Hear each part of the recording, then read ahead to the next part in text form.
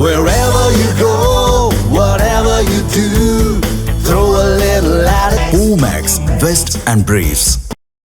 Operation Sindoor நடவடிக்கைக்கு பிறகு இந்திய ராணுவத்தை மேலும் வலிமைப்படுத்தும் நடவடிக்கையில் மத்திய அரசு ஈடுபட்டு வருகிறது. குறிப்பாக விமானப்படையை அதிநவீனப்படுத்தும் முயற்சிகள் தொடர்ச்சியாக மேற்கொள்ளப்பட்டு வருகின்றன.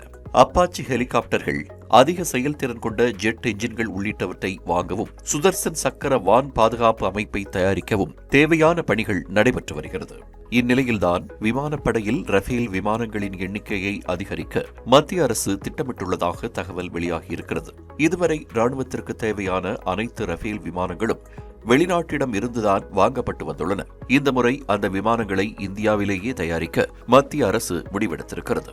இதற்கான முன்மொழிவை இந்திய விமானப்படை பாதுகாப்புத்துறை அமைச்சகத்திடம் வழங்கியிருக்கிறது. சுமார் 2 லட்சம் கோடி ரூபாய் மதிப்பீட்டில் 114 ரஃபேல் விமானங்களை இந்திய விமானப்படை தயாரிக்க உள்ளதாக கூறப்படுகிறது. இதன் மூலம் இந்தியாவில் இதுவரை மேற்கொள்ளப்பட்ட ராணுவ தளவாட உற்பத்தியில் இதுதான் மிகப்பெரிய உச்சமாக இருக்கும் என்று அதிகாரிகள் தெரிவித்துள்ளனர். மேக் இன் இண்டியா திட்டத்தின் கீழ் இந்திய விண்வெளி நிறுவனங்களுடன் இணைந்து பிரான்ஸ் நிறுவனமான டசால்ட் ஏவியேஷன் இந்த ரஃபேல் விமானங்களை தயாரிக்கும் என்று தகவல் வெளியாகியிருக்கிறது. இதில் 60% அதிகமான பங்கு இந்தியாவைச் சேர்ந்ததாக இருக்கும். மேலும் ரஃபேல் விமானங்களில் M88 என்ஜின்களுக்கான பராமரிப்பு, பழுதுபார்ப்பு மற்றும் பழுது நீக்க பணிகளுக்காக டசால்ட் ஏவியேஷன் நிறுவனம் ஹைதராபாத்தில் ஆலை ஒன்றை அமைக்க இருப்பதாக கூறப்படுகிறது. ஆபரேஷன் சிந்தூர் நடவடிக்கையின் போது ரஃபேல் விமானங்கள் குறிப்பிடத்தக்க பங்களிப்பை வழங்கியிருந்தன. இதனையடுத்தே அந்த விமானங்களை உள்நாட்டிலேயே தயாரிக்க முடிவுக்கு மத்திய அரசு வந்ததாக அதிகாரிகள் தெரிவித்துள்ளனர்.